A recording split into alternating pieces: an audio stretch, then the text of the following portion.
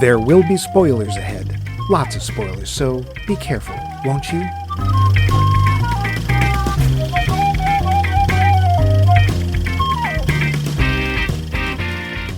There was Funky Billy Chin and Little Sammy Chung. He said, "Here comes the big boss. Let's get it on." We took a bow, made a stand, started swaying with the hand. A sudden motion made me skip. Now we're into a brand new trip. What was everybody doing? I think they were Mambo number 5. Oh, well, okay. I forget. Yeah. But welcome to the last episode of Max Mike Movies.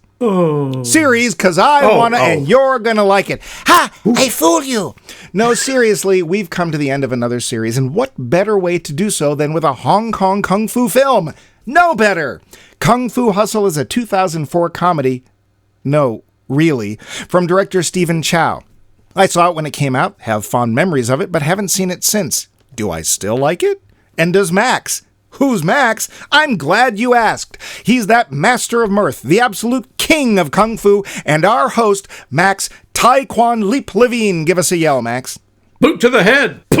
And I am the second host, inconvenient as I might be, Mike, another for Jenny and the Wimp Loose. Before we discuss this week's film, we're going off to uncharted territory. And that's I've already lost.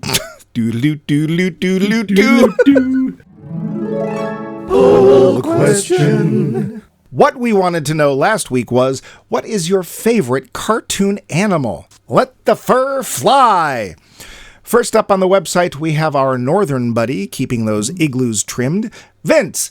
He wrote, quote, "I am not sure I have a favorite cartoon animal, but over the past year I have seen Flo 5+ times, so I must love that cat." Kitty. That's an adorable cat. Probably one of the best, just depictions of a realistic cat in a movie. Yes, and it's word-free, so anybody can enjoy it.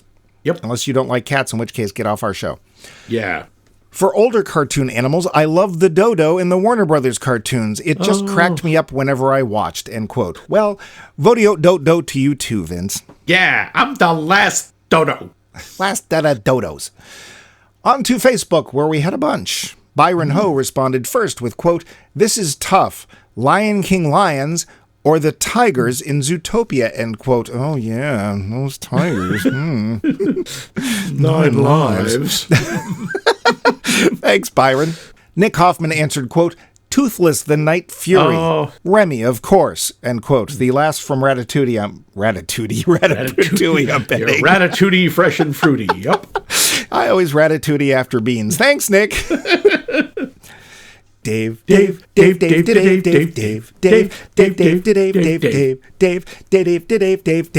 sent. Sent, quote, "Got to love Tonari no Totoro, but I grew up with Bugs Bunny, and nothing I have seen on the big screen matches the affection I feel for Bugs. An affection that will never diminish, because I don't plan to go back and watch any of them again," end quote. Well, that's an interesting way to keep love alive. They do hold up. Yeah, thanks, Dave.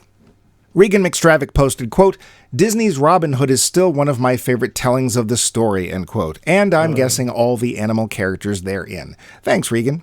Brian Mundo did not manage to find a cartoon character from Fifth Element, and so answered, quote, "I like the hyenas in Lion King," end quote. Laughing all the way. Thanks, Brian. I don't know. I think you could make a case for Ruby Rod being a cartoon animal. No king, la-di-da-di-da-da. Ed? Richard Tatum's response went, quote, "Probably the horse in Tangled," end quote. Oh, Maximus for the win. Thanks, Richard. He's awesome. He is totally awesome. Jen Ing simply posted a GIF of Totoro. Thanks, Jen. Derek Steele said, quote, "I loved Rango. I'm not sure it's the greatest movie or the greatest character, but the film was fun," end quote. Oh, yes. Johnny Depp's lizard character. Thanks, Derek. Yep. Matt Reisman sent, quote, "I love the animals in The Sword and the Stone. I actually think they're the most emotionally developed animal characters Disney had done until Lion King. I always feel bad for that squirrel and love the scraggly wolf. But I think Abu is the perfect animal sidekick, and Miko is the one I'd want most as a pet," end quote. Yeah, until I get rabies, but thanks. Lots of great ones. Thanks, Matt. It took me a while to remember. I think Miko was the raccoon in Pocahontas. Oh, yes. Pocahontas. Pocahontas, where the wind comes sweeping down the plain. The story of that wayward Polish girl and her. Never mind. Charles Forsyth posted, quote, if you allow animated animals in a live-action film, it would be Morris the Dijang, I guess, in Shang-Chi and the Legend of the Ten Rings. Oh, God, the flying butt? I don't remember it, so. Favorite animated animal in an animated film would have to be the cat bus from My Neighbor Totoro, end quote. Well, that's 3 from Totoro. Didn't expect that. Thanks, Charles. Brad Albertson stated, quote, Charlie and all dogs go to heaven. You can't keep a good dog down, end quote. Thanks, Brad. And, oh, wait, not in the email bag, but on Facebook, we have one of our favorite correspondents, Franz Josef Harbwitz, who responded, who responded, quote, Bugs Bunny, honorable mention, fellow Warnerverse animal, Coyote, end quote.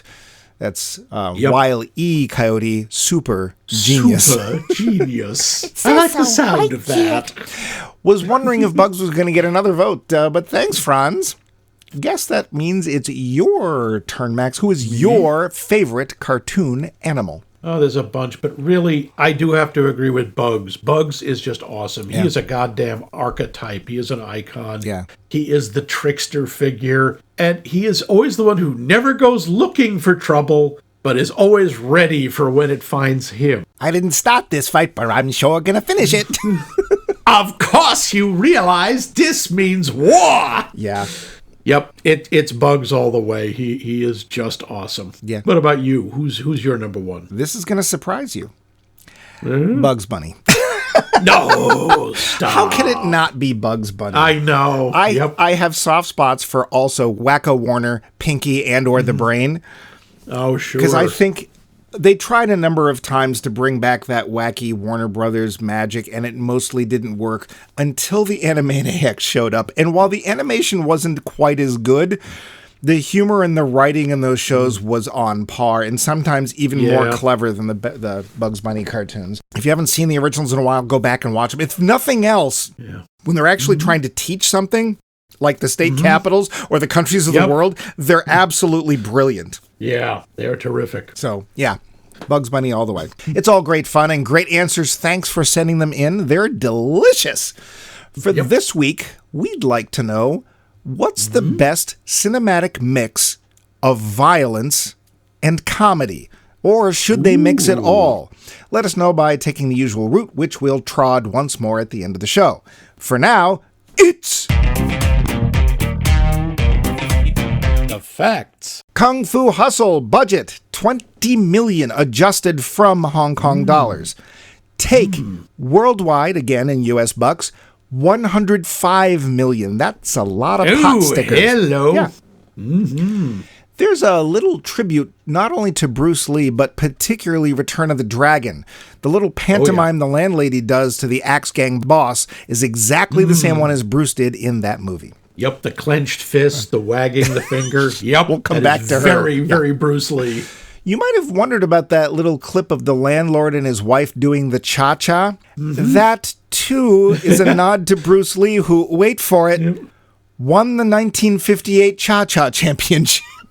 He was apparently a great cha-cha dancer. I mean, the fact that he's also a great dancer does not surprise me. No. No, if there's anything physical, I would bet he's really good at it.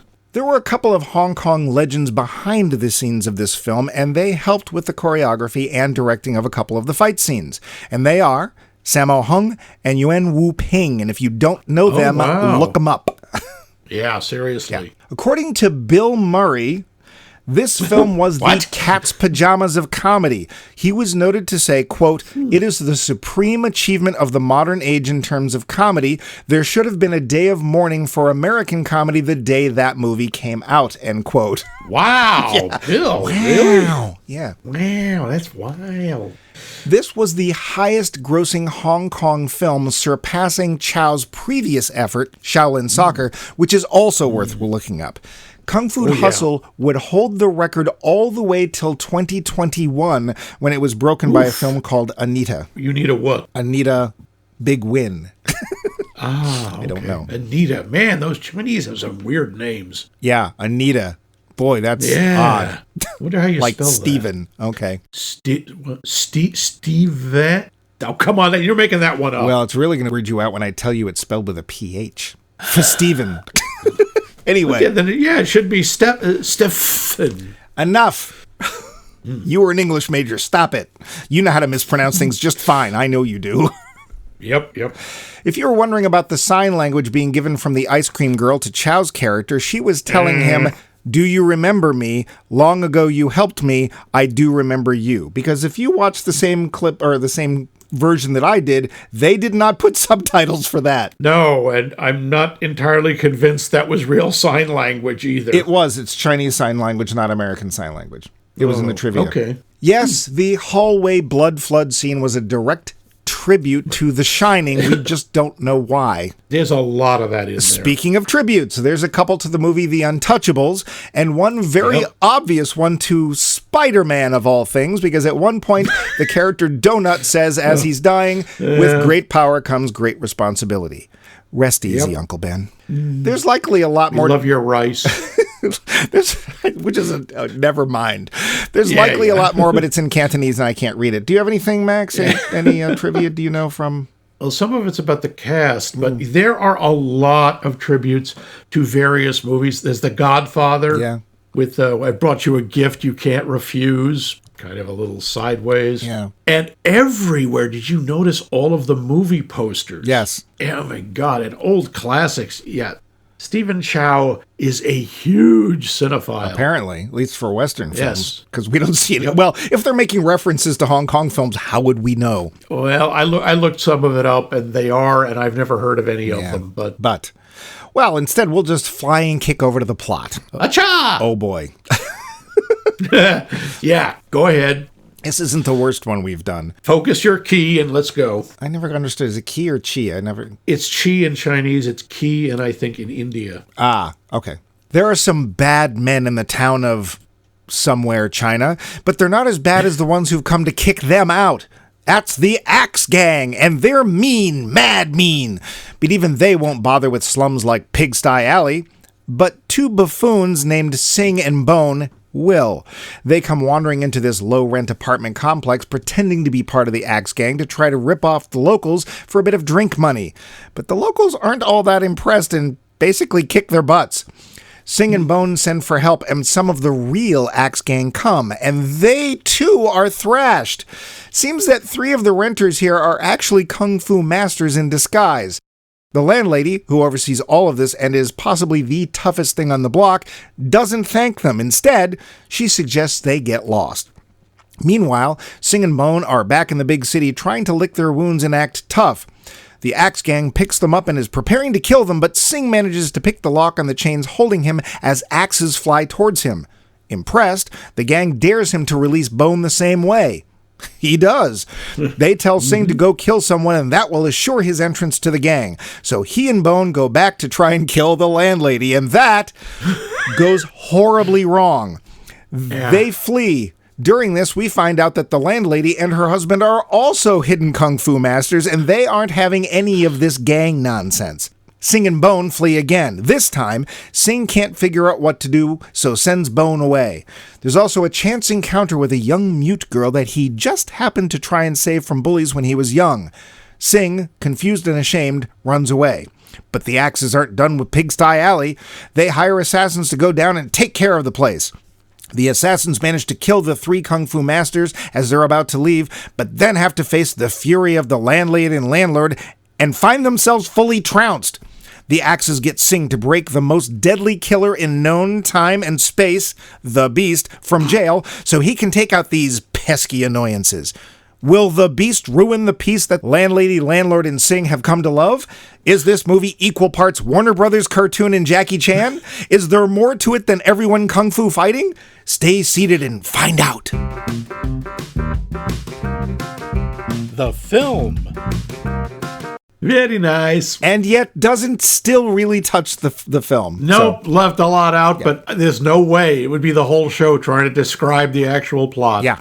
My usual question, Max, did you see this even roughly? I'm sure you didn't see it in the theater, but did you see it roughly when it came out, or when did you see it? Oh, here I actually get to brag. Oh. I saw it before it was released.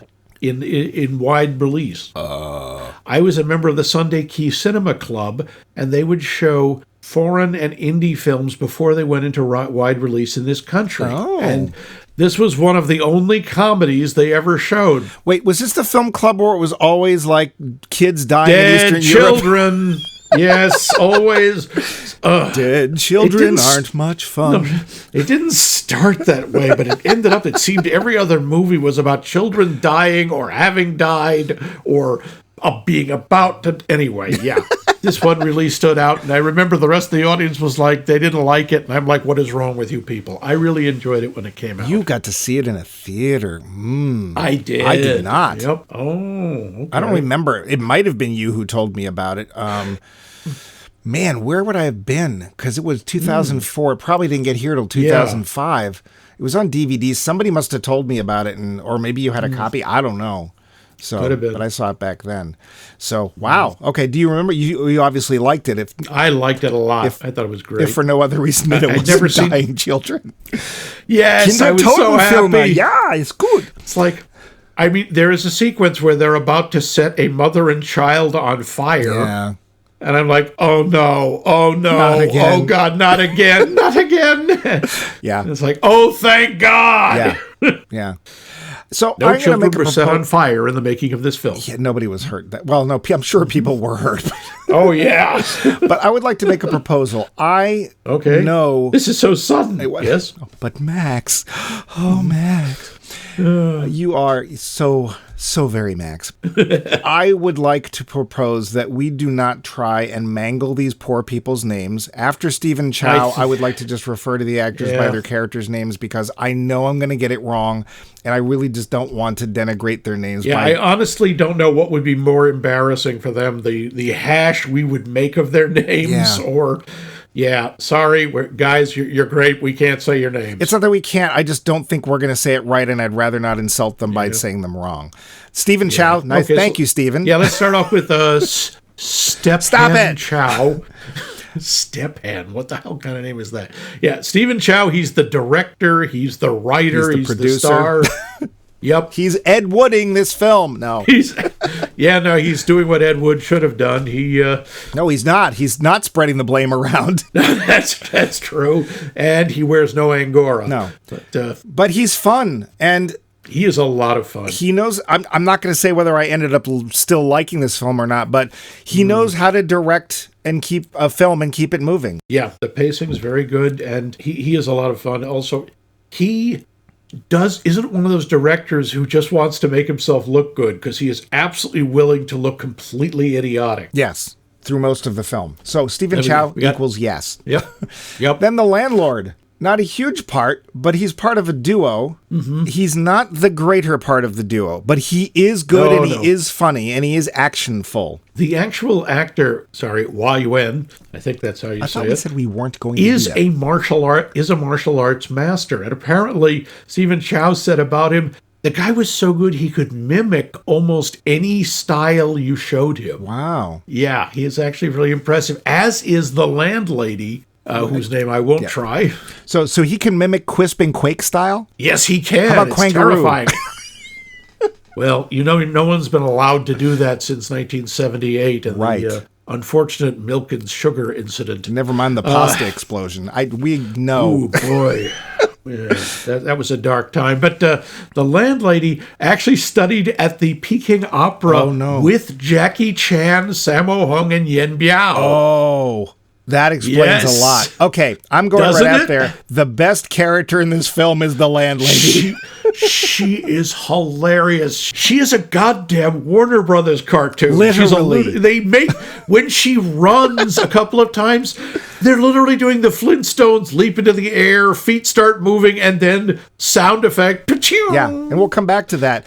But she is every inch of toughness. There is one scene, too, I love that it's very little scene, but she kisses her husband, and she has this permanently attached cigarette, and when she kisses him, it's still there. She doesn't take it out. Still hangs out of her mouth. By the way, she is, or was, kind of a Bond girl. Really? I didn't know this until I looked it up. Man with the Golden Gun. Oh, no. when they're fighting in the martial arts school and two little school girls save James Bond. Really? She's one of them. Oh, she's one of the daughters. Oh no, the nieces. Yep. Oh my nieces. God. Yep. That's hilarious. That's hilarious. Isn't that a great connection? I wish she'd love beaten that. up Roger Moore. That'd have been great. Yeah, that would have been hilarious too. Is the center. I mean, she's not the central character. She's the heart. She's the heart of it. She is the spotlight. As soon as she shows up, everything is just. She's hilarious. I loved her. Yeah. The next character is Crocodile Gang Boss. He's there in the beginning of the film. He goes away. Yeah. He's fine. Yeah. Fine. Donut, who is probably the least of the three, and I only say that because his character is fairly. Yeah. Well, it's either him or Cooley. I'm not sure. Yeah, they don't really have a lot of personality. No, Taylor, the gay one. Oh my God. He is funny as hell. Yeah, but yeah, the three masters are good, and you can tell that they know what they're doing. And some of them, especially Taylor, who's not listed here for some reason. Oh yeah, he is way further down. He is the biggest transformative because he is a big swish. He is a huge swish. And when he's not fighting, he is like, oh, no, don't touch me. And like, and he's holding his hands up and stuff. Yep. And then he smacks the counter and all these iron rings go on his forearms and he's incredible. And you can tell it's not like, we got like a stuntman in here to take his place. It's like, no, it's him. No, all three of those guys they were originally retired, but they're martial arts stars. Yeah. They were in a ton of movies. Yeah. We then have the actor playing Brother Sum, who is awesome because he's both stylish and although he doesn't really do any martial arts himself, he tells other people to do it. But But he dances a lot. He has the Riz. He has the Riz, and he can dress. I gotta say, the Axe Gang are so well dressed. Yeah. They're all in matching black suits, black ties. Apart from the fact they all look like they should be walking out of a Mormon temple, they look good. Well, they have top hats too. They do. Yeah. So I don't know why. Only some of them, though. I'm betting that's a rank thing. Well, they seem to only have them to take them off because they're not really wearing them. They're just sort of carrying them. Mostly. Yeah. But yeah. Then we have Bone, whose character name I did not know until after doing the research for this, because I don't think it's ever said. No. Do they ever say Singh's name? Not to my knowledge. No, I don't think they do. Yeah. And he's the supposed big tough of the two, and it's obvious that he has no toughness in him at all. He's supposed to be the one that if you don't do what I say, he's going to beat you up. Look at his big axe tattoo. Which looks suspiciously glued on. Yeah, or possibly Sharpie. Yeah, so. Yeah, no, he's, hello, I'm comic relief fat guy. Yeah, and he's fine. He's perfectly fine. Mm-hmm. Yeah. Then we have the Beast. Oh, boy. I love the Beast because you look at him and it's like, this old guy, you're worried about him? And same thing, when he lets loose. So the deal is, he was put in jail, and the only reason he's in jail is because he can't find anybody worth fighting. And when he stays there because he's bored. Yeah, it's like, why would I bother? And so the Axe Gang gets him out to try and take care of the landlady and the landlord because everyone else has failed. And they're like, hey, how much do you want for doing this? He's like, hey, if they're actually worth fighting, I'll do it for free because I'm only in here because I feel like it. And he has this incredible sense of menace about him. He really is, because they start him off as like, he looks like this harmless kind of scuzzy old guy. Yeah. But even then, it's like, okay, you get the idea that he is terrifying. And this guy, I can't say his real name, except his name was Bruce Leung. He used the American Bruce. Oh. And it's that Bruce Leung. Yes, he was a probably huge martial artist and a huge fight choreographer. He, in fact, did some of the most memorable sequences in both Enter the Dragon and, of course, Black Belt Jones. Oh, dear. Yep. I mean, it's no Velvet Smooth. She's smooth as velvet. Yep. It said so on the box. He is awesome. He is very cool. Yeah, then there's a lot of miscellaneous. We have the two harpists bunch of other guys who are really more for looks than they are. They're not really characters, but they're cool. Yeah. They're very cool. We have Fong, who I think is she's the mute girl. She was fine. She has a small part. And then she doesn't do much. Yeah. There's actually a character named Inspector Chan, whom I had to wonder if he had a clan. And was he, in fact, amazing? I don't know, but my first note of the whole thing was, Inspector Chan, really? They're going to go with that character name? Mm-hmm. Does he, in fact, have a clan?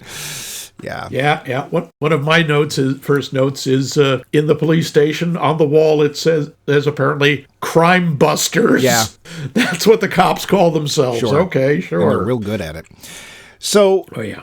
The acting is very broad. Let's put it. It is a comedy. It is a kung fu comedy, and the acting is very slapstick. Broad. Yep. But it comes through fine. Like everybody, especially the landlady. I love her. When this film starts, though, the next note I have was, it's the Old West of the East. Yes, that's kind of what it is. Yep. When they're in Pigsty Alley, I have, the Chinese version of Lower Filthington. Or East Stabbington, don't forget. East Stabbington, yep. Yeah. So we start off, and there's some violence in the beginning. One of the crocodile gangs is running away and gets his leg cut off with a flying axe. With a surprising lack of blood. Not only that, but when he thuds, it's like, you can tell that there's really a leg there. I mean, it's not. Yeah. So the violence is very cartoonish in this. There's a lot of it, but most of it is, there's a lot of, I got better, except when people die. Which, there's some dramatic moments. Happen. Yeah, and it's characters that we like. We don't know anything about them, but we like them. Yeah. So one of the questions I wanted to bring up is, and this relates to our poll question, does the mix of comedy and violence work? Yeah, I think it really does. It's like slapstick taken to the extreme. A lot of the violence is very Warner Brothers. I keep expecting somebody to be hit with an anvil. And when Max says Warner Brothers, he doesn't mean, it's, the action is greater than usual and even worse wire fu. No, he literally means if you ever, I hate bringing this movie up, if you ever saw a movie called The Villain, which stars, of all people, Kirk Douglas and Arnold Schwarzenegger. They literally try to do a Western comedy doing all of the old sight gags from Warner Brothers cartoons, and it does not painted on tunnel mouth. Does not work. Yeah, and that's what's happening here. I mean, the physical impossibilities, the running at ridiculous speeds where their feet really aren't touching the ground. There's a sequence where the landlady slams into a sign, and she's flattened against it like a cartoon. Well, and he stamps on people's feet later on in the film, and they all go totally flat. Like, not just, you broke my toe. It's like literally a steamroller rolled over them. And there's other uses of CG in here, but the comedy and violence thing, I think one of the reasons it works is because of the films that came before it. Now, I think if I remember correctly, you were also in on this back in the 80s. Somehow we got hold, or were able to get hold of, a lot of Hong Kong action films, and we started watching a lot of Jackie Chan or other films. And Jet Li, the old ones. Yeah, or even things that weren't comedies or just action films, but things like Chinese Ghost Story, the original ones, stuff like that. And we found them fascinating and fun and interesting, and in a lot of cases unbelievable, except for Jackie Chan, because Jackie Chan basically would say at the end of his films, oh, no, there weren't any wires. I actually did that. Here's me getting injured while doing this thing. Oh, poor Jackie. The man who broke Evel Knievel's record for the most bones broken in a single human body ever. And please don't anybody try to beat that record. Well, and films that he did like Police Story and Project A and Armor City of Hunter. God. Oh my God. Yeah. Drunken Master were his earlier ones. In a lot of ways, I think this movie is both a parody and a tribute to those movies. Because it's that same kind of insane, over-the-top, but still you're going, oh, ouch, every so often. I was saying it was a parody, and it's taking this to another level, right? Because, yes, he didn't do wire fu, Jackie Chan didn't, but there are thousands of kung fu action films that use wires all the time. Yeah, what is it, wuxing it's called? I don't know. I don't even want to pretend to know, because I don't want to insult the whole genre. But one time I had a box that was like literally 30 kung fu films. Here you go. And you knew watching these, this is just a drop in the bucket. There is so much more. Yeah. And some of them are a lot of fun because they do involve humorous stuff or humorous takes on Chinese culture. One of my favorite recurring ones is the idea that there are hopping zombies. Ah, the hopping zombies. Yep. And that's what they are. They are undead that get around by hopping. They literally can only hop. With their arms stuck straight out in front of them, and they hop their way along. And I don't get it. Hopping down the zombie trail. And there's one about vampires, and there's a baby vampire, and it's cute, and they want to keep it, and okay, sure. My favorite one, though, and I wish I could remember the name of this, we got this on something that was literally called Black Belt Theater. It was just random Hong Kong films. And it was this film about these mysterious deaths, and it was something about mantis-style kung fu. And we're watching this, and my partner at one point in the film said, I bet that she turns into a mantis and attacks people in the end of the film. And I was like, oh, come on. And he was right. She actually does.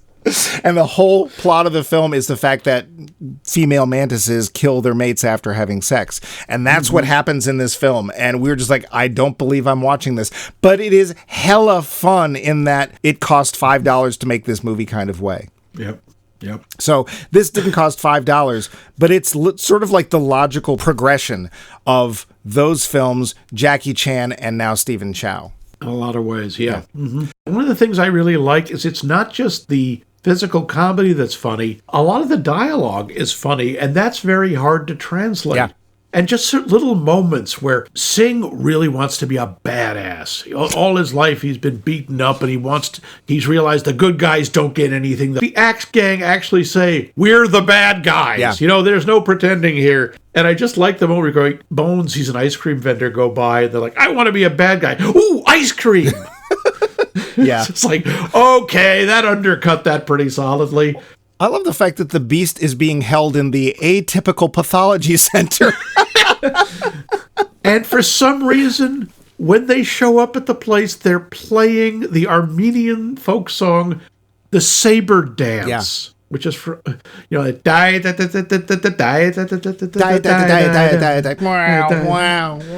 what? What? Why not? The music in this is wild. Yeah, well, so is everything else. All over the place. Some of the physical comedy, not just the punching and kicking. I don't know why, but there is a sequence where Bone and Singh are trying to throw knives at the landlady, and they all end up hitting Singh in the most ridiculous ways possible. And now this is really disturbing because the knives are sticking out of him. Yeah. He's not bleeding, mind you, but they're sticking out of him, and it's hilarious. Yeah, it really is. At one point, it turns out there's just this random cage full of cobras lying around that they pick up and try to throw, and they fall all over him. Yeah. Well, the best part too is that there are two knives. He tries to throw two knives, and they both end up in his shoulders. You have to see it to understand how. And then Bone's gonna do it, and he literally pulls the knife back as if he's going to throw it. The knife blade gets stuck in Stephen Chow, and he throws what he thinks is the knife and hits the landlady, and she just goes, who threw a handle at me? Like, who's doing this? And then, of course, she sees Bone, and it's like, uh-oh, and that's when they take off. So, yeah, there's other lines, too. There's one point to explain their behavior. The line is, young people make mistakes. Because that does explain everything, doesn't it? Oh, yeah, yeah. There's also a scene, and I don't know that it's a tribute to this, but I couldn't help but think there's one point in the final battle where landlady, landlord, and beast are all tangled together, and all I could think of was, oh no, a Siamese human knot! Oh, God, from Batman. Yeah, I noticed that. I don't know if it was, but there is a connection because, of course, Bruce Lee played Kato, and he did star in or he co-starred in an episode of Batman as Kato. Yep. So, yeah. And he had to pretend that Burt Ward was holding his own against him. To be fair, Burt Ward did take lessons from Bruce Lee, some lessons. So they were friendly, but let's face it, no. No, just no. The actual, we talk about it as the comedy scene. The fight choreography in this is remarkable. And by the way, a lot of those techniques they talk about, Buddha's palm technique, that's real. Well, I mean, not it as doesn't depicted. it doesn't knock over buildings Yeah. or create huge palm prints in the ground, but it's a real technique, as is the octagon staff. Yeah. And even the way of the iron fist, which involves no scowling or anything. Or Danny's. Or Danny's, of Rand or otherwise. Yeah. I loved watching the landlord fight because he's using basically sleep foo. Yeah. His whole thing is falling asleep in the middle of the fight and, being completely relaxed so none of the punches hurt him. Yeah. Either that or he's rubbery. I can't even tell. Yeah. It's hard to tell. It's interesting because I want to say it was actually a couple of years before this that we got Crouching Tiger, Hidden Dragon. I think that was 2001. It was a little before. Yeah. Yeah. And the thing about Crouching Tiger that interested me was that was pretty much, as far as I remember, the first really, really, really widely distributed Hong Kong film. And yeah, it was the largest scale, I think. And there's a lot of scenes in there where it's like, okay, the wire fu is strong in this one. Like, there's times where they're like leaping in the air and then landing on a flying sword blade and then leaping off. And it wasn't meant to be taken literally, right? It was meant to be fantasy. It was meant to be legendary. And, it's magic, basically. And the American audiences, for the most part, went with it, which surprised me because in general, our stunts are more realistic, even though the results of them are, shall we say, not. And it was nice because I had seen a bunch of Hong Kong films and that didn't bother me. That's part of the whole deal. But this basically said, yeah, wires, whatever. You can't see them, but not only do you know they're there, but there probably are no points where they're not attached. About the realism of the stunts and such, it was funny, the time when I saw it with the film club, we had a discussion afterwards, and one of the big complaints was, the martial arts were so unrealistic. All the stuff they could do. I couldn't help myself. I'm like, really? You say our stunts are more realistic? No, they're not. They just work in a different direction. We have no trouble with the idea that Rambo can fire an M60 machine gun with one hand. This is a weapon that takes two people or a jeep. We have no problem that James Bond can somehow have a laser that can melt steel in his wristwatch without like a nuclear reactor hauled along next to it. We have no problem that people drive these cars from one building to another through the air, through the windows. The transaxle doesn't break and they're just fine afterwards. We have our accepted suspension of disbelief because we're used to it. Sure, why not? A cowboy can shoot, the wings off a fly at 100 feet while blind drunk. Yeah, we accept that. Hong Kong audiences accepted this sort of thing because the idea is martial arts at a certain level in the, I don't know what you want to call it, the philosophy or the mythology, whatever, becomes a kind of magic. The ability to focus the chi, the spiritual energy, lets you do things, supposedly, that are miraculous. So it's really just a question. It's very culturally centered. It's much less absurd to them. Yeah, and I totally agree. And the thing is if you can get over that, which honestly isn't that big a deal, these movies are a lot of fun and there's lots of them. So yeah, and some of them are astonishing. I mean, let's not kid ourselves. A lot of them are terrible. Yes. And a lot of them, because it's like that just happens. Oh, sure. We've seen a number of them that are actually boring. And the fight scenes are like, okay. It's just, we've said this many, many times on the show. Even if the story itself is either nothing new or not very good, if you tell it well, if you make it entertaining, we don't care. The story in this, it's about one rival gang shows up, kills another rival gang, and then they get their feelings hurt by these people that affront them at this apartment complex, and they eventually get their asses handed to them. It's not very deep. It's not very interesting itself, but the way it's told can make all the difference. Yeah, absolutely. Nothing in the story is original. No. I mean, talking about tributes, what do they call Sing at the end when it turns out he's a natural kung fu genius? He's the one. Yeah, well. He's friggin' Neo. There's some heavy Matrix influences here, but there's again, The Untouchable shows up twice, and it's like, why that movie of all things? But and that's kind of interesting because we don't know which of our films make what kind of impact over there. Like they see a lot of our junk because we send it to them, but which ones actually do they find interesting or enjoy, and for what reasons we don't know. But when we see them show up in films like this, suddenly we get an idea. And apparently The Untouchables was a favorite. Okay. Why not? So here's a question. Yeah. What did you think of the CG use in this movie? Oh, did you notice it at all? Yeah. Did I notice? Gee, no, I thought the beast was actually inflating the front of his neck. Oh, well, I'm sorry to break it to you. I mean, I guess they could have done that with latex or some such, but it wouldn't have looked as good. No. I think the CG blended very well. I don't think it was overused. Obviously, when they're doing the cartoon running. Right. But I think it worked, and I think it did just add to the over-the-top nature of it, and they weren't even pretending they weren't doing it. Mm-hmm. When he's soaring into the air and he bounces off the back of a bird. I love that. To stabilize. That's so great. Yeah. But it's like, okay, you're not even pretending. Well, and there's even one point where this car, this old style car, comes skidding into view and hits something, and it's like, that's not a real car. It's not actually there. No. I actually want to say that the CG itself is not that well done, but that actually adds to its working with the film. If it had been more realistic, I don't think it would have worked as well.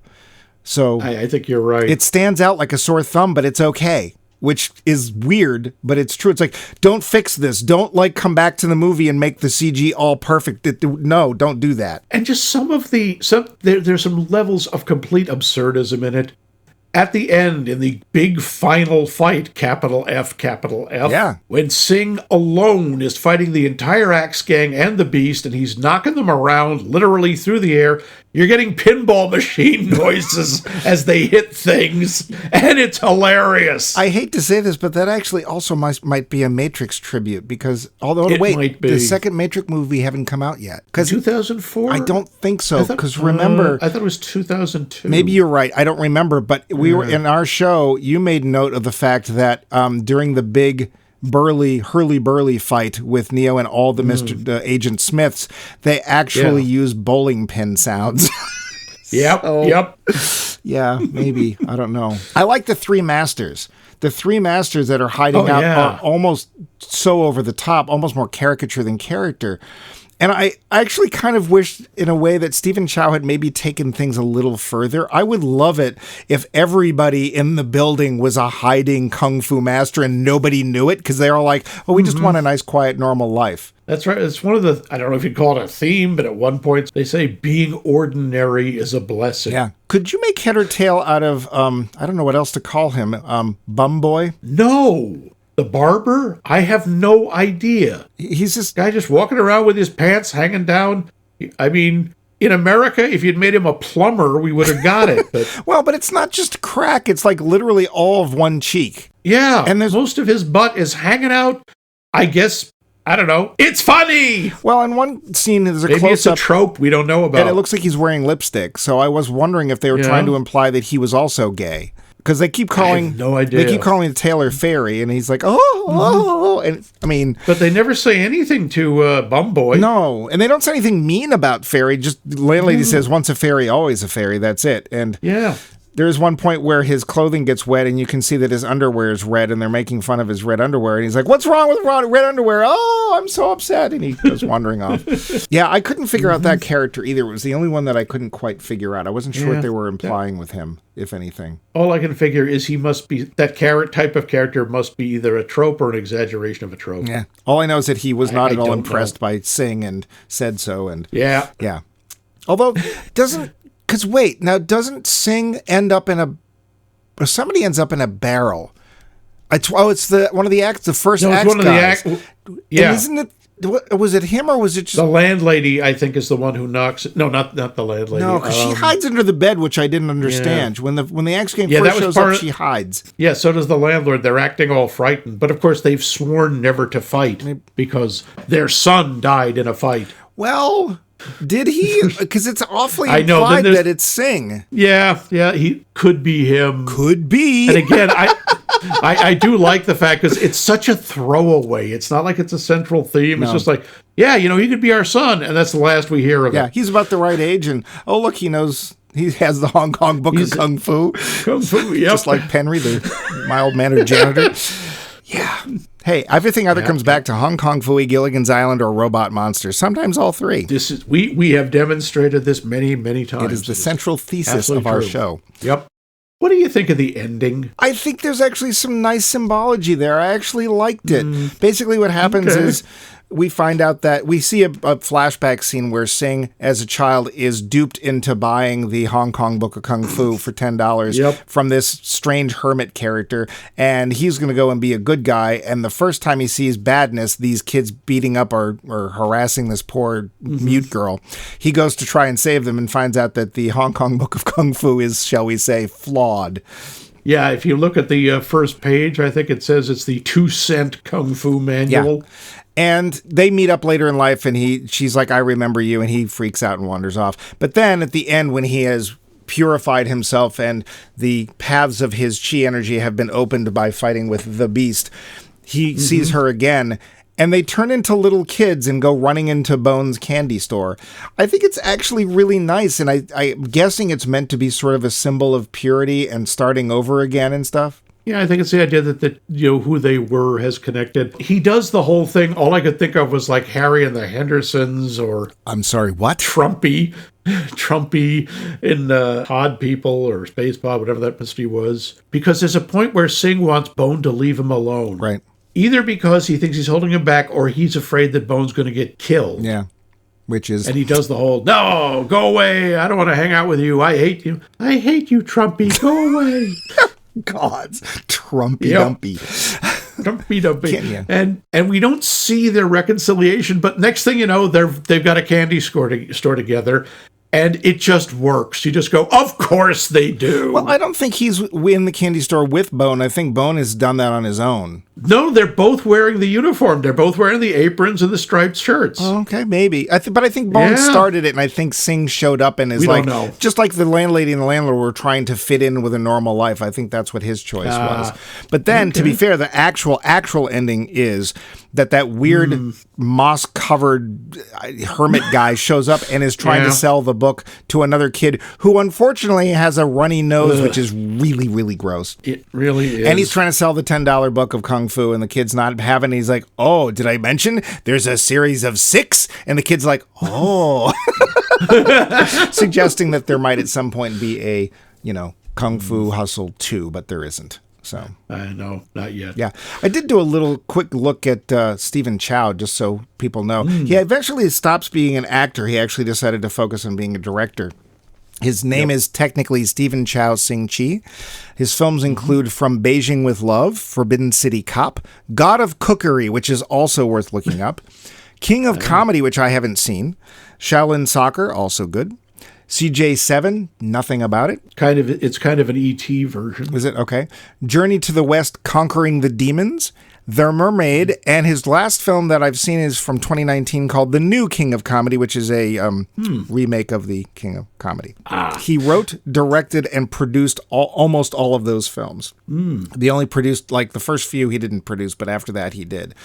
So he's made a lot of money, made a lot of films. Apparently not the greatest guy in a relationship.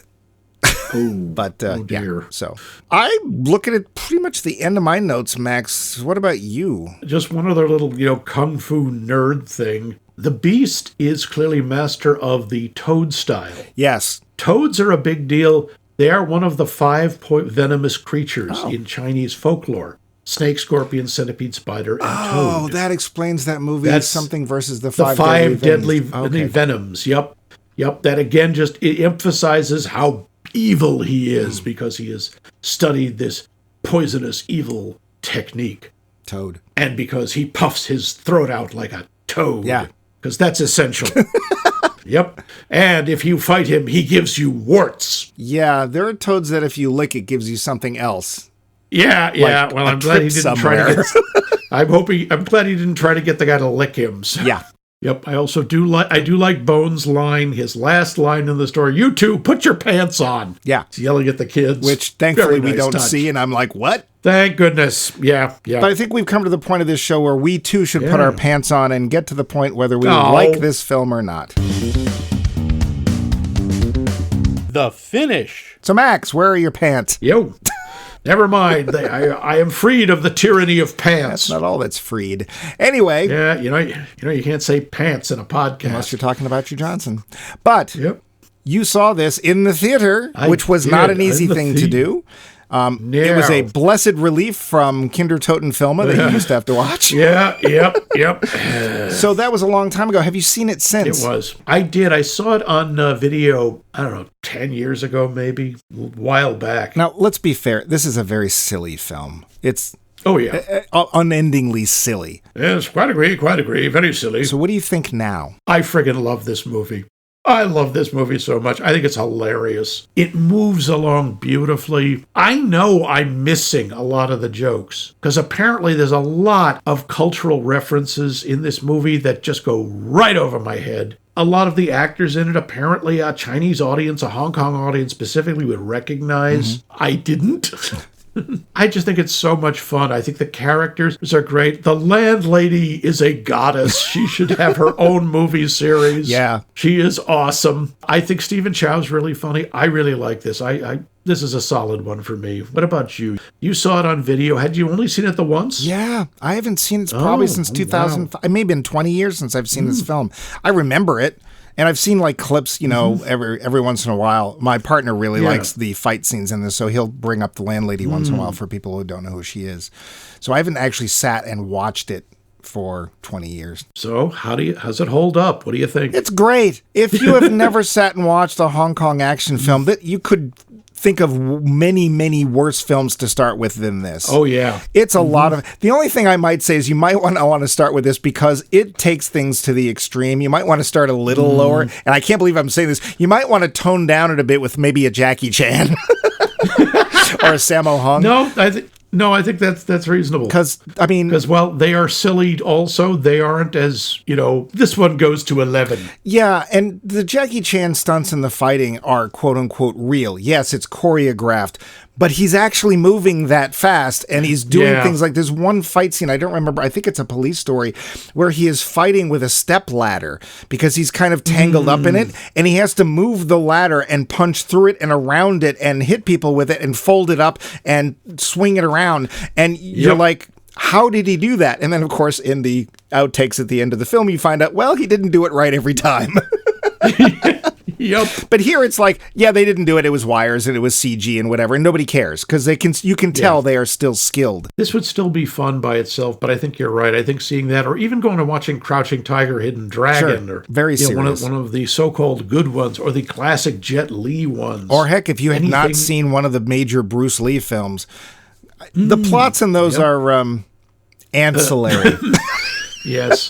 If you want to see, if you wish to pay tribute to the late Chuck Norris, you can check out Return of the Dragon, where Bruce Lee beats him in the warm-up sequence. Is that the one that also has John Saxon in it? Because John Saxon's in a Bruce Lee film. No, that's Enter the Dragon. That's Enter the Dragon. And never mind, I know it's not worth watching otherwise, but Game of Death has Bruce Lee fighting Kareem Abdul-Jabbar, which is just visually amazing. Because Kareem is 9 feet tall and Bruce Lee is 1.5 feet tall. Yeah. So the rest of the film is terrible because it's not even Bruce Lee. It's literally an actor wearing ski goggles, so you won't notice. You can't tell. Or that amazing scene where he's looking at himself in a reflection in the mirror, and they have literally taped a photo of Bruce Lee's face onto the mirror. Yep, but he's holding his body, so it's supposed to look like his, and it fools no one. No. So this was a kick. I got to go back and watch Shaolin Soccer again, and I can't remember if I've seen God of Cookery. I think it's just been told to me to watch that too. But those three films got over here to some extent, and they're worth looking up. And it's a lot of fun. If you've not seen them, you might think the violence is a bit much. There's not really that much blood in it, though, and sometimes there's none. Yeah, where there should be. Yeah, there should be lots and lots, and there just isn't. But it's a hoot. It's a lot of fun. Everybody's has a lot of fun. And you know what else is fun? Our poll question. Yes, indeed. And we would love it if you would answer a poll question. And this week, the poll question du jour is, what is the best cinematic mix of violence and comedy, or should they mix it all? Let us know, and how can you do that? Why? You can email us directly like Franz Josef Haubwitz at us at maxmikemovies.com. You could go to our website like Vince does, answer our poll question, give us suggestions for series or movies should be in series or whatever you'd like. Give us some feedback. We like that. That is, of course, www.maxmikemovies.com. We are in every podcast app known to man, even ones that aren't known to man. There we are, Max Mike Movies. You can call our hotline, and Max went dateless this week. I'm sure his little heart is sad and broken. You can call us at 617-398-7266. That number again is 617-398-7266. I don't even care. What? If you like social media, don't forget Facebook and Bluesky, because we're still there. That's where most of you answer the poll question anyway. But we are done with this series. Done, finished. Yes. Which was because I want to and you're going to like it. So, Max, we have another series coming up. What is that series called, and what is the first film in that series going to be? This series is going to be called This Looks Like a Good Place for a Stick-Up. And it's going to be heist movies, caper movies. That steal your crime heart. films. Yes. And, of course, the real loot is the friends you make along the way. Yeah, sure. We're going to start with an old one. Ooh. An old one starring Sir Alec Guinness. Alec Guinness never stole anything. Yeah, except our hearts. Yes, he did in The Lavender Hill Mob. Oh, when's that from? Yes, that is an old black and white one. Oh. I believe it's English. I've seen it once 100 years ago. I don't know if it's going to hold up. We're going to find out, but we're in this to the end. Well, and we're in this to the beginning because it's the first movie of the series, Max. Well, you've ruined my entire outro, so I quit. I'm done. Next week on Mike Movies, it'll be The Lavender Hill Mob and maybe Max. That's right. And maybe Menudo.